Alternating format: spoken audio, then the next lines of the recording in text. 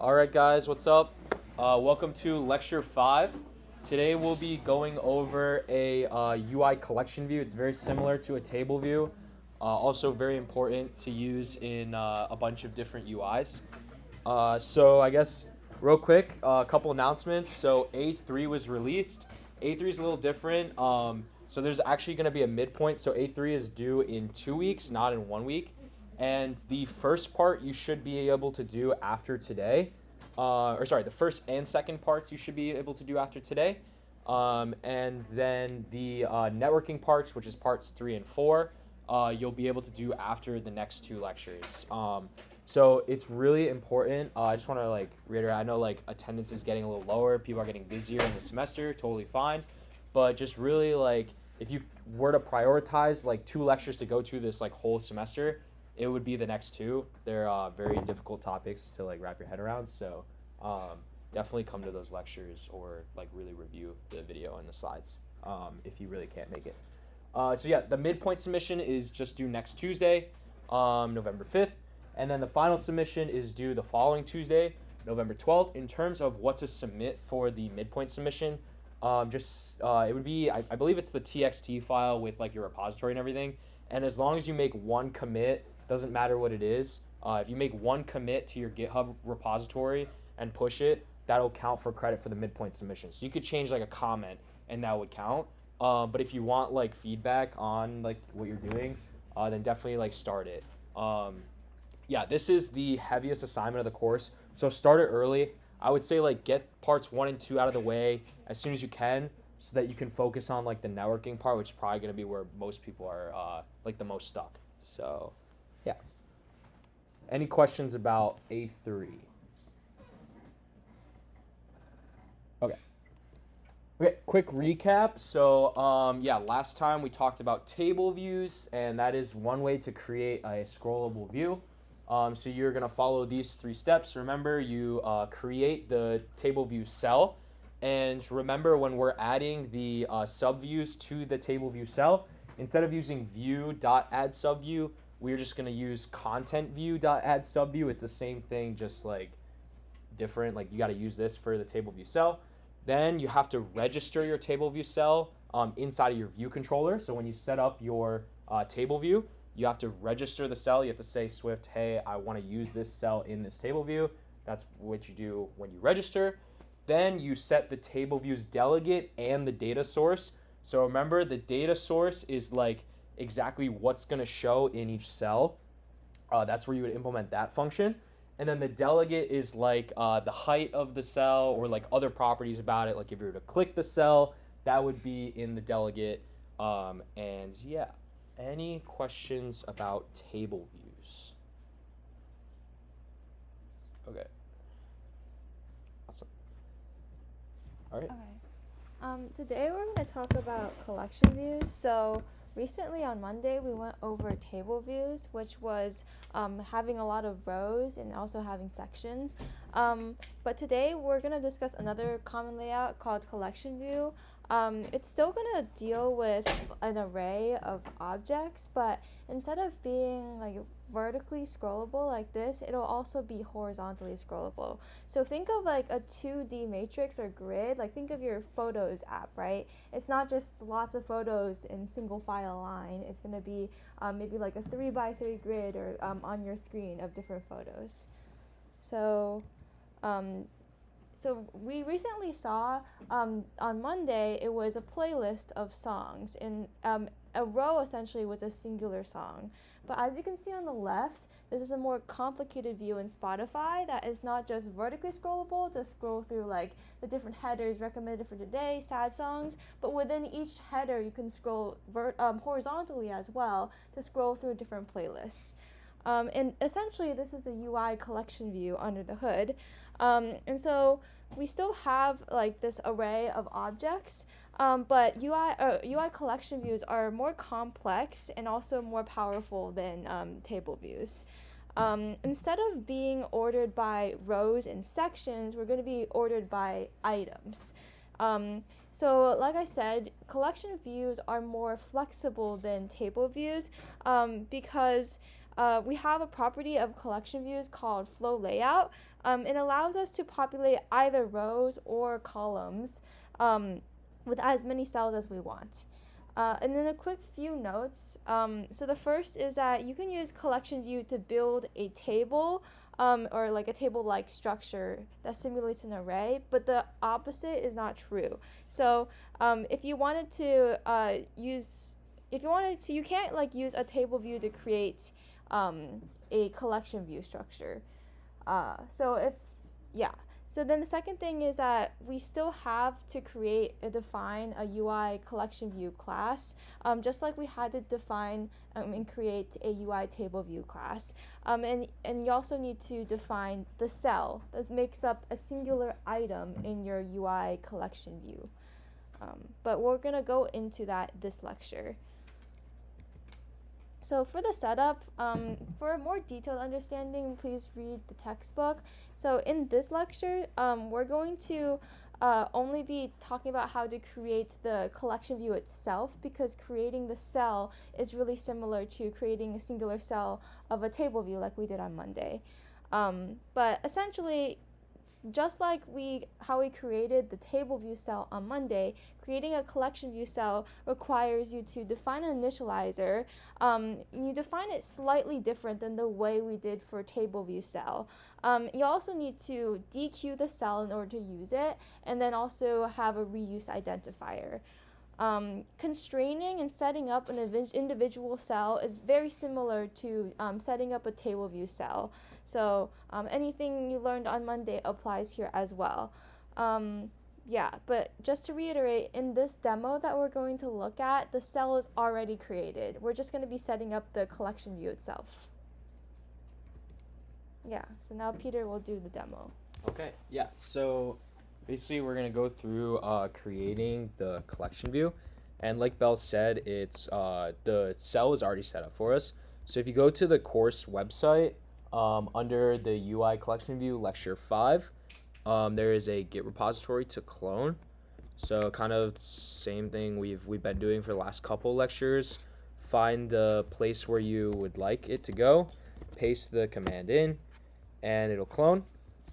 And then what I'm gonna do is first I want to show you guys what like it's supposed to look like. So to see like the final product, you can copy this command that's right under the other one, and just do that. First, remember you have to be inside of the folder, so Lect 5, UI Collection View, and now I can run this, and it switched over. Let's see, open dot, and then so you navigate to like where you cloned it. So I cloned it in here. It's the same thing as this file folder right here. And then I'm going to click Lecture 5, and it'll open up in Xcode. Okay, awesome. So before we actually look anything, I'm just going to run it straight away. This is the completed code. This is where we're going today. Let's see if it takes forever.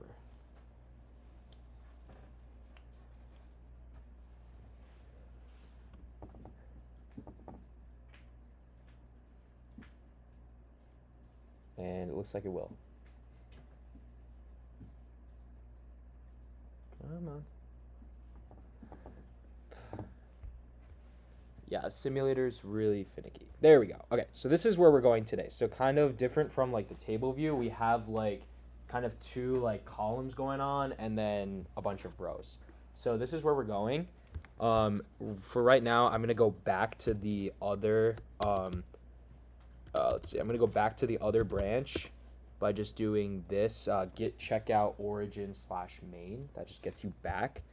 And then let's see what we have in here. So these are the three file folders that we're going to be taking a look at. The view controller, the bird model, and then the collection view cell.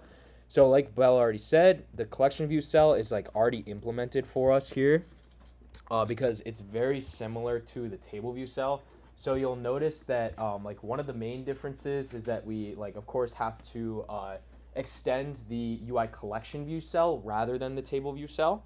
But we still kind of have that reuse identifier that I talked about last time. Remember, this is how we stay memory safe and not use up a ton of memory. And then, yeah, the initializer is also a little bit different. Notice how like this one takes frame CG rect. That's different than the other initializer for the TableView cell that we have. But everything else is pretty similar. We still have our like configure function that basically gets called like in our view controller. And yeah, we're still setting up all our views and all that stuff. Okay, so like I guess really quick, one thing you guys might notice is that a lot of our functions have this like private keyword here, but like the configure one like doesn't really have it. And I guess like I never really like mentioned this explicitly, but does anybody like perhaps like know why these ones say private and why like our configure method doesn't have that private keyword?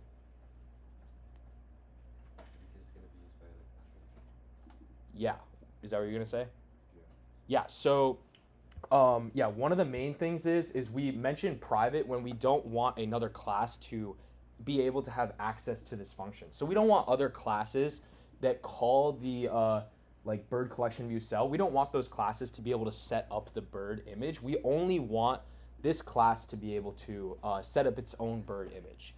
But with the configure method, we want the other class, which is the view controller, to be able to configure, call that configure method and change like the image and the text label of this cell.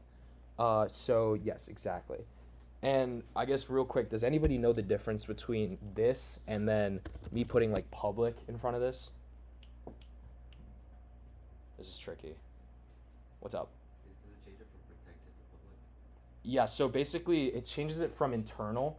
So basically what that means is that this like if we use this code elsewhere, like if I package this code up and allow someone to use it as like an extension or like a package, they would not have access to that configure method. But if I mark that as public, then the other one would be able to have access. So it's different. This is public to only our project, but putting public in front basically makes it so that like if this is a package to some other project, that they can access the configure function as well. Okay, awesome. So yeah, so now that we, I guess, kind of went through the view controller, any questions about this, this cell, not the view controller. Does anyone have any questions about this cell? I guess another note is remember that we're using content view here, not view.addSubView, it's content view.addSubView. Okay, any questions? Okay, it's pretty similar to the TableView cell. So now let's look at the view controller. You'll see that it's very like bare bones. We just have our like view did load function, and then we have the same like birds array from last time. So I guess let's go ahead and like get started in terms of like what we need to do. So the first thing we're gonna have to do is we're gonna have to like, I guess, define the collection view. So let's do that. So let, and then it's gonna be, we'll call it collection view. Actually, we might want to make it something a little better. Let's do that. Yeah, actually, no, this is fine. So we're gonna say let collection view equals a UI collection view. Oop, that's not right. Collection view. There you go. Okay. And then inside of like the view did load, remember this gets called like when the view loads. I'm going to like call a function that I will set up in a second called setup collection view, just like that. And so now in this under here, this mark, I can define the function. I want to make it private. And actually, I know you guys were talking about like the AI stuff last time, but I actually just updated my Xcode and they have new AI features. So if you want that, like update your Xcode. But for now, I'll type it all out. Set up, here, I'll just copy it from here. Okay, so we have the function now, so it won't yell at us anymore. Cool. So now let's set up the collection view. So there's one extra step that we have to do in a collection view that we like don't really have to do in a table view, and that is we have to initialize something called a flow layout. So like the flow layout basically like determines, I guess, how like exactly what it sounds like, how the collection view like is laid out and how it flows, for lack of better terms. And so first we're going to create the flow layout. And so that is going to be let layout, and the AI is coming in clutch here. UI collection view flow layout, and we're gonna call the constructor of that. Then we have to configure some things about the flow layout. So remember, we wanted it to be like a vertical scroll. You can also have it be horizontally scrolling, but we need to set that. So we do layout dot, and then it's gonna be scroll direction, and that is equal to not dot horizontal, that's equal to dot vertical. You can have a horizontal scroll, you would just do dot horizontal instead. Then we need to do the line spacing between each. So it's exactly this: layout dot minimum line spacing equals 16. That's fine. We'll keep it at 16. And then we need to do the the spacing between items. So the line spacing refers to like the it's the space between each of like the rows, if you call it. I use that term sparingly, but like in terms of like how it looks, it's rows. And then the item spacing, which is layout dot minimum inter item spacing, is the space between the columns. So like if you have one column here, space between them would be this. So we want them both to be 16.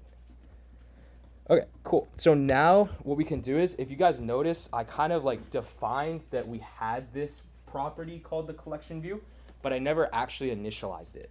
So that's what I'm gonna do now. I'm gonna say collection view equals, I'm gonna say UI collection view. And what I wanna use is I wanna use this frame collection view layout.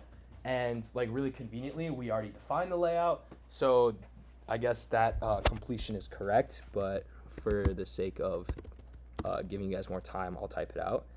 So the frame would be .0, and then the layout, collection view layout, would be layout. Okay, awesome. So now we initialize this, but what you'll see is it says that it can't assign the collection view to a let constant. And actually, if we look up here, it's saying that there are no initializers. So if you do this, if you define a property that doesn't get initialized like by doing this, like equals UI collection view, if you don't do that, what happens is you need an initializer to set that, right? So, but we want to basically be like, okay, Swift, like we know that that's bad, but like what we're gonna do is in view did load, like we're gonna create the collection view down here. So like we don't need to worry about setting it. So this is like one of the only times that you can use like force unwrapping, like basically saying like, hey Swift, this is absolutely a UI collection view, like no matter what. And so what you're gonna do is you're gonna put an exclamation point after to say like, okay, I'm absolutely sure that this is a collection view. And then finally, we need to change this to a var so that we can actually change the variable. Let's see if it stops yelling. There we go. Okay, so does everyone see what I did there? So basically what I said is I said like the collection view is a UI collection view, but then because I didn't initialize it, there is like a little bit of time in between when the class is initialized and before view did load is called, that basically the value of UI collection view will be nothing. But because we know by the time we get to view did load, we call our setup collection view, and then the collection view gets initialized, we know that that value will never be nil. So this is one of the only times that we can use like force unwrapping. And I would say that like, honestly, I wouldn't even do this. I would just create an initializer and do the setup in the initializer instead. That might be a little bit cleaner, but it's okay. This works too. Any questions about that? Yeah, what's up? Right over there first. What's the difference between the collection view flow layout and just the collection view? Yeah, so the flow layout goes into the collection view. So you'll notice that like this is the flow layout, and it defines certain things about the collection view, like the scroll direction, the line spacing, and then the inter item spacing. Just to reiterate, line spacing is like the space between the rows, and minimum inter item spacing is the spacing between like the columns. So like between this column and this column. And then yeah, and so then we use, you'll notice I said let layout equals UI collection view flow layout, and then we pass the layout into the initializer of UICollectionView. Does that make a little more sense? Okay. Question? Yeah, I was just wondering, so at the top, what does the exclamation point do? Yeah, so basically, yeah, the exclamation point means that like this is absolutely a UI collection view. If we were to take the exclamation point away, the compiler would yell at us and basically be like, I don't know if this is a UI collection view or not because you didn't initialize it. So we just explicitly tell the compiler that we absolutely know that there's a collection view here. That's what it does. Yeah, what's up? Can you how to initialize it? Yeah, sure. I'll actually, that's actually, yeah, I'll do that. That's a good idea. Okay, so, yeah, if we were to take this away, we would have to make an initializer. And so I guess what I'll do is let's see, I'll just make it. Okay, so like you would make the initializer. So mark initializer, or I'll just call it init, and then we'll say init, and then it would be, let's see, this one. Yeah, and then we would need the required initializer as well. And then inside of our initializer, what we can do is we can create the new collection view. Well, remember, first we have to create the flow layout. So we would do that. I'm just going to copy this stuff from up here. Right here. Okay, and then you would do collection view equals UI collection view up in the initializer instead. So this is a little bit better because we completely skipped the step of having, and then yeah, at the end of the initializer, remember, you have to call the initializer of the super class by doing super.init, and then you have to call an actual initializer, so like this one, and then it would be nib name or nil, and nib bundle or nil. Okay. Yeah, so this would be another way to do it. Honestly, I kind of like this way a little better, just because like you don't have to like declare UI collection view as like that it's there. You don't have to explicitly tell the compiler that it's there. And it also like removes a little bit of uncertainty because you don't know what's gonna happen in between the time that the initializer is called and the view did load is called. There's like a little bit of time in between there that UI collection view will be nil.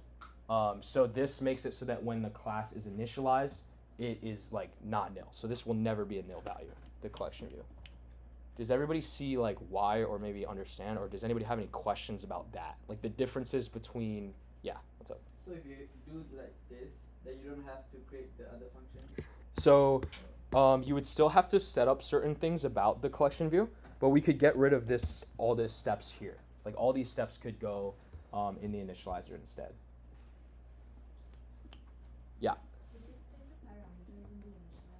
Yeah, sure. So you mean the, wait, sorry, the parameters, I see. Yeah, so this is just a, because we're using UI view controller, you need to like override an initializer inside of that view controller. So like we actually don't really care what these two are, but this is like a initializer inside of UI view controller. So like whatever they are, we just like grab them, pass them up to the super, and do like our own thing in between. So we don't really care about what those values are. The UI view controller will handle that for us. Anyone else? Okay, I'm gonna go back to what we had before because that's probably a little easier to understand. So let's do that.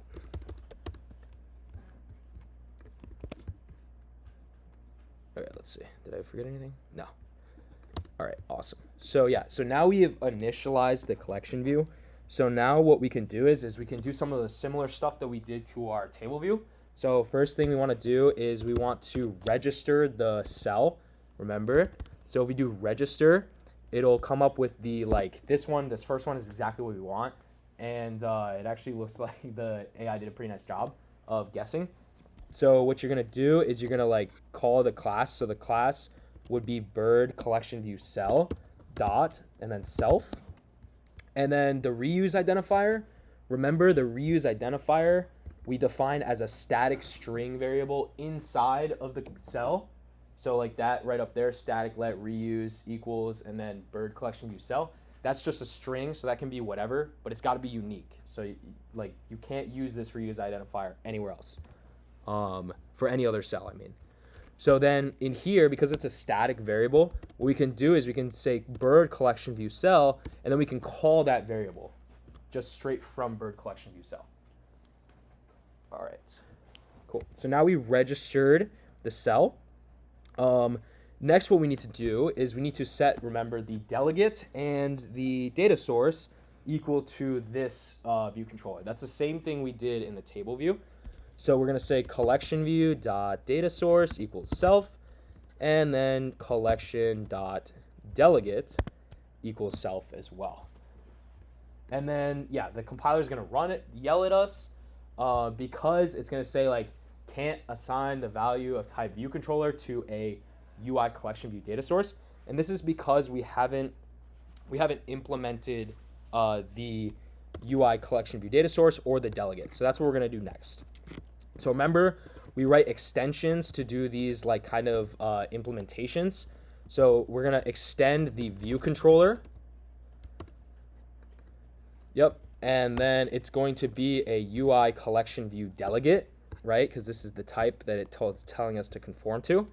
And then I'll do this. So kind of similar to the table view, like there's no required functions that need to go into here, but they're just like helpful for setting up like the look and feel of the collection view. So that's why it's important. And so in here, what we want to do is, let's see. This one we need to do what do we need to do in here? Delegate, data source. Okay, wait, let's come back to this. Let's do the data source first. So extension. So this one, remember, the compiler is still yelling at us. Hold on, let me take a step back. Compiler is still yelling at us because we haven't conformed to the UI collection view data source, right? So similar to the table view, we have to make an extension of the view controller like this and make it conform to the UI collection view data source. And then the compiler is going to yell at us again because unlike the collection view delegate, the data source does have required functions. So let's just write fix and it'll put those functions in for us. And it looks like I'm missing yeah. Okay. So this first one is, remember that like inside of these like data source and delegate, they're all going to be named the same. The function's going to be named the same. It's just the arguments that are going to be different. So this one we have self for item at, and this one we have number of items in section. So in number of items in section, basically what we want to do is we're only going to have like one section. We're only going to have one section. So the number of items in section is just going to be the birds. So return birds dot count. So that's going to be how many items are in the section. And then this like self for item at is very similar to the self for row at. So in here, now what we're going to do is we're going to do kind of the same thing that we were doing in the table view. So we have to guard let and then our cell, and that's going to be equal to our collection view dot, and then we're going to dequeue reusable cell, and you'll see it takes in with reusable identifier and for. Sorry, is the AI stuff kind of distracting? Should I turn this off? Are you guys okay? Okay, so yeah, so we're going to do it with the reuse identifier, which remember was declared as a static variable in our cell class. So we can call that again. We can say bird collection view cell dot reuse, right? That's the name of the variable. And then remember, this is just a string. And then the index path is going to be the index path that this function gave us. Look, there's an index path right there. We can use that for index path. Cool. So now our guard is kind of acting as like a wall that's like, hey, like I'm going to get this. If it's somehow nil, then like I'm not going to get past here, right? So remember, last time when we did this with a TableView cell, AI is doing a pretty good job. We need to do a cast to the bird collection view cell because this DQ reusable cell does not return our cell class. It returns just a normal collection view cell. So we're going to do the safe cast by doing as question mark and then bird collection view cell. So there's a couple things going on here. So the DQ reusable cell, that can return a nil value, and that is one of the cases where our guard will say, wait, hold up, there's a nil here, so like I'm not gonna get past, you can't get past me because this is nil. But then you can also fail it at the cast. So when you cast to a bird collection view cell, you can fail the cast and then the value will also become nil, and that's another fallout. And remember, you write else, and then this is like your else condition. So if this fails, if this becomes nil at any point, we'll go into the else block. And in the else block, we just want to return a normal UI collection view cell. And that's like our fallback. And that remember, just a normal UI collection view cell, just calling the initializer of UI collection view cell will just give you a blank cell. There'll be nothing in it. Okay. So now that we're absolutely sure that we have our cell that we need, what you're going to do is you're going to do cell, and remember we had that, I guess, internal function called configure that takes in a bird, right? And then what we're going to do is we're going to pass in the birds, right? Birds is an array, at the index path.row. Nice. Okay. All right, and then finally, what we're gonna do is we're gonna return the cell. Return cell. Awesome. Okay. Cool, cool, cool. All right. Okay.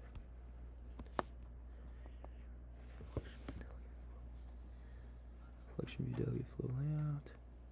Interesting. Okay. All right, so yeah, so next, what we need to do is we need to go back up to our delegate, and let's see, what do we do in our delegate? Hold on. So yeah, in our delegate, what we're gonna do is, this is weird. We actually don't have written down what we're gonna do. Yikes. Okay. So yeah, so now we have like the cell configured. So let's just actually go ahead and like see what this does. If we need to change anything. Okay. All right, hold on. Okay. Okay, so wait, I'm gonna get rid of this. Hold on, get rid of this initializer. We don't need it. Oh wait, this is the wrong, sorry. I deleted the wrong thing. This is what I need to get rid of. So I need to get rid of this initializer that I added before.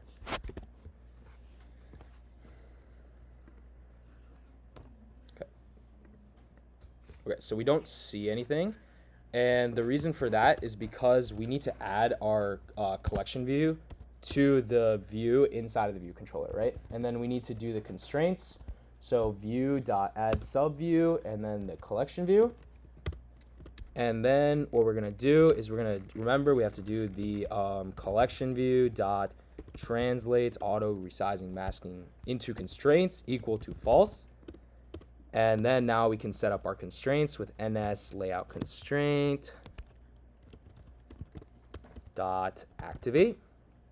And then in here we need to set up some of the constraints. So we just want the, remember we just want the collection view to take up the whole screen. So let's do that. Collection view dot top anchor first. We'll do the top anchor. Oh, let's do the leading anchor first actually. Leading anchor dot constraint. And we're gonna make that equal to the view's leading anchor. Yep. And then we got the collection view dot the trailing anchor. And that's going to be constraint to the, not that, equal to, and that's going to be the view's leading anchor. And then let me make sure I have my commas in here because this is an array.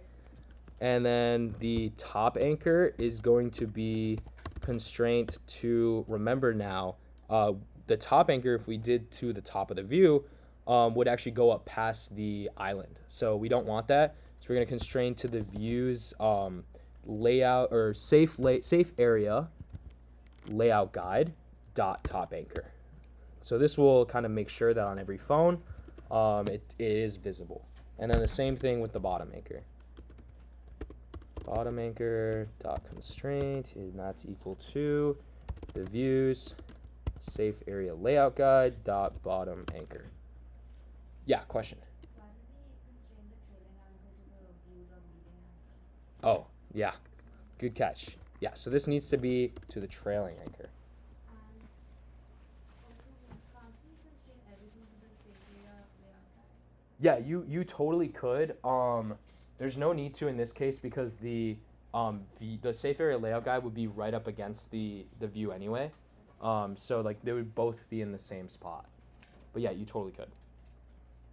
Also, sometimes like if you're using like another package or something like that, what they'll do is they'll kind of like you can change around where the safe area layout guide is on a view.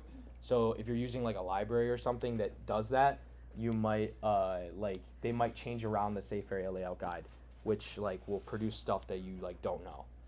So I guess like whenever you can use the view, but whenever you need the safe area layout guide, use the safe area layout guide. Okay, let's try this again.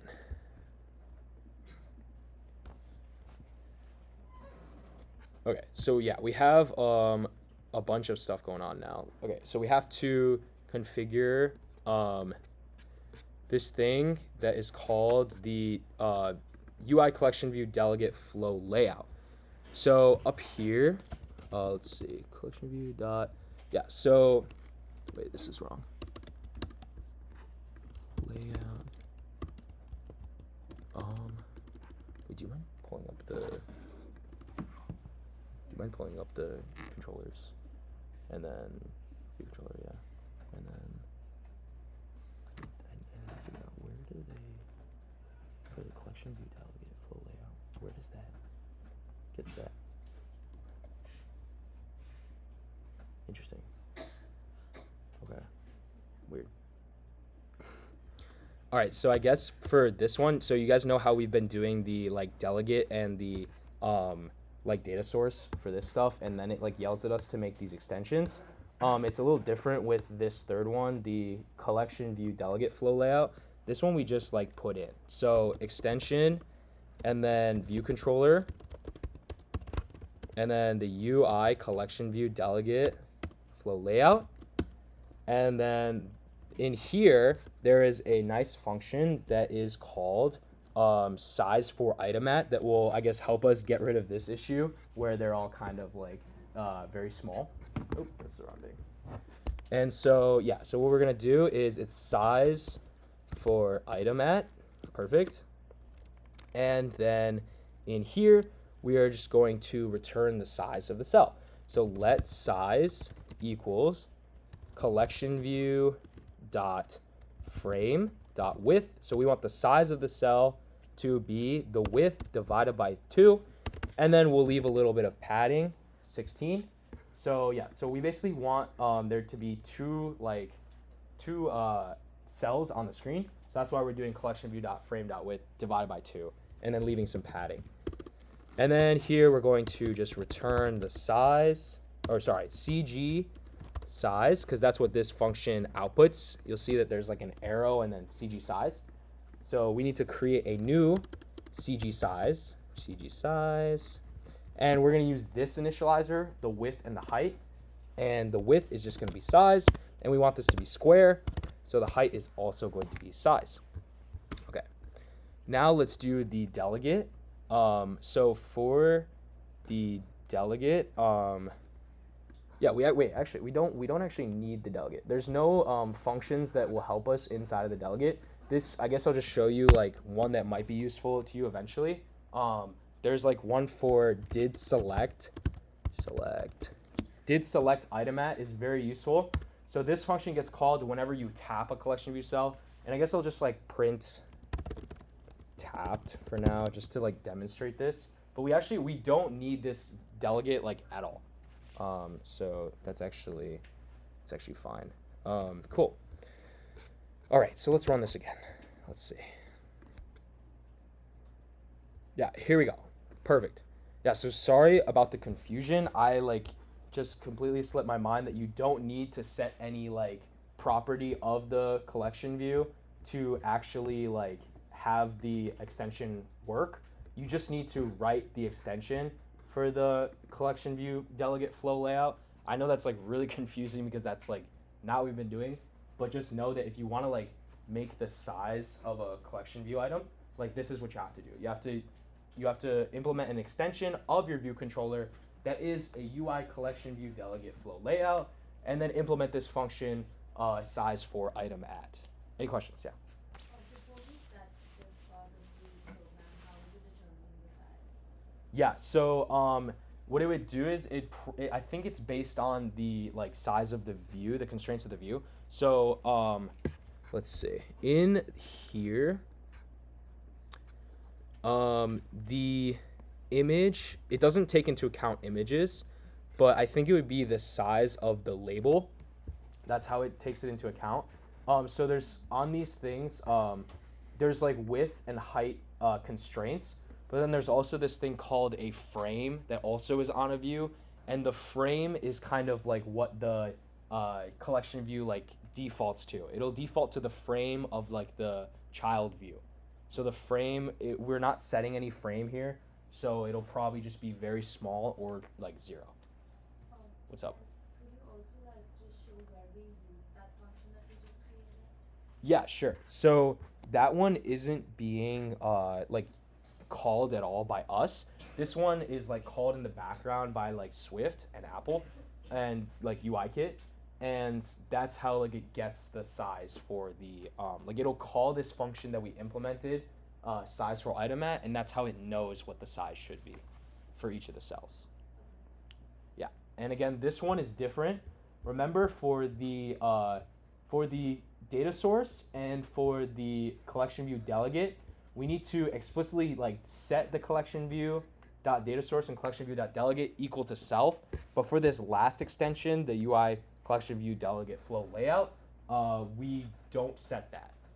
And the reasoning for that is because like when we assign a flow layout to like this collection view, like right here, we pass in the layout. There's something behind the hood that's already like doing that call for us, that's setting it equal to self. Okay, any questions at all? Okay, yeah, question. Do you mind scrolling down to the function under mark UICollectionView data source? Yep. I don't think I had time to fill in all the Yeah, that's totally fine. So real quick to go over like what this is doing. So the number of items in section is exactly what it sounds like. It defines the number of items in each section. Think about like Spotify. There was like one section for like one of like the horizontally scrollable, and then like another section for another one. And then like also this cell for item at, just like the row or cell for row at. Yeah. The cell for row at function inside of the table view. Remember, that's how we actually determine what our cells should look like. There's a couple steps we have to do there. We have to like make sure the cell, like we have to get the cell and guard that because it could be nil. And then we have to configure the cell using that configure function that we set up inside of the cell class. And then finally we return the cell. Any questions about that at all? The data source.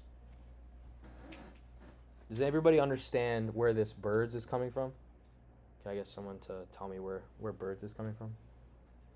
Maybe it'd be a little easier if I show it like this. From what? The function up there, the array. Yeah, so remember we put an array over here that's birds inside of the view controller class. So like this reference to birds down here is if I right click this and go to jump to definition, this is a very good tip by the way, it'll jump up to where it was defined, and that's right here. Any other questions? Okay. All right, let's go to the Kahoot now. And it looks like we got no sound. Oh, maybe. Whoa. It actually worked. Wow.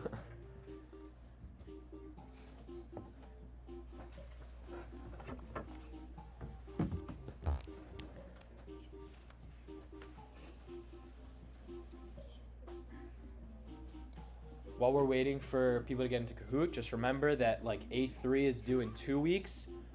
Start early because it's a big assignment. Yeah, if you have a partner in mind, I can't match you with a random partner anymore. But if you have a partner in mind, if you don't currently have a partner, and your partner doesn't currently have a partner, then just like message me. I'll get it. I'll get you guys partnered up. But do that sooner rather than later, because the longer you wait, the longer, like, basically I won't be able to do it.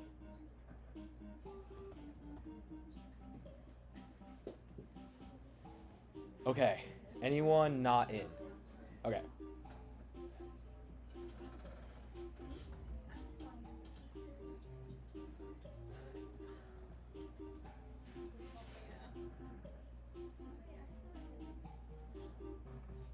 All good?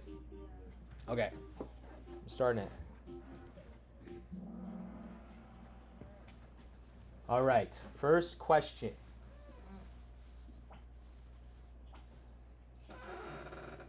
First question, true or false?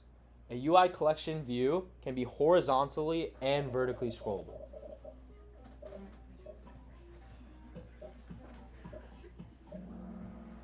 Yeah, that's true. So I guess the wording's like a little off. Like I guess it should be. No, it can be both. Yeah, that's correct. Okay, cool. Next, let's see who's on top. We don't have any candy this time. Sorry. Wait, I do. You do? I do. We do have candy this Wait, time. I took it from class today. Which class gave you? Okay, nice. Wait, we got 3 people who got it right away. Nice. That's crazy. Okay, which of the following functions do we need to implement while using a UI collection view? Cell for row at, height for row at, size for item at, or number of rows in section?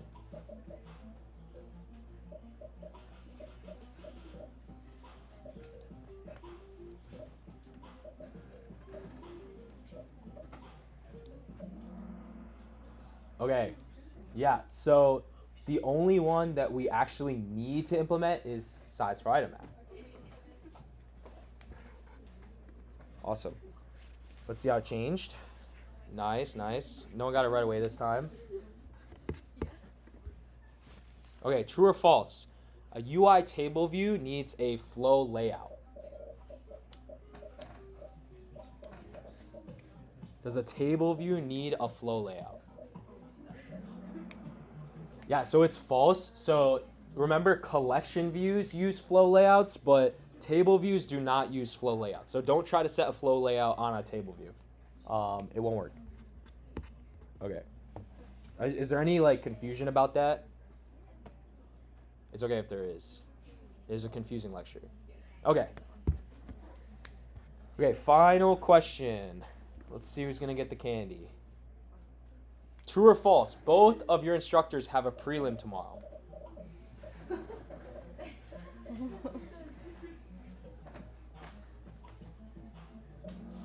Yeah, we both have prelims. So if we're a little slow to respond, apologize. I will like be grinding my email as soon as I get out of that prelim. All right. That's me. Wait, I got one wrong. Nice. Wait, who's XJ? That's me. Okay, and ARS. Who's ARS? Nice. Wait, you're better at drawing than me. Okay, good job, guys. Just remember, A3 2 weeks from now, midpoint's due next week. You can submit whatever for the midpoint, but get started earlier rather than later. Thanks, guys.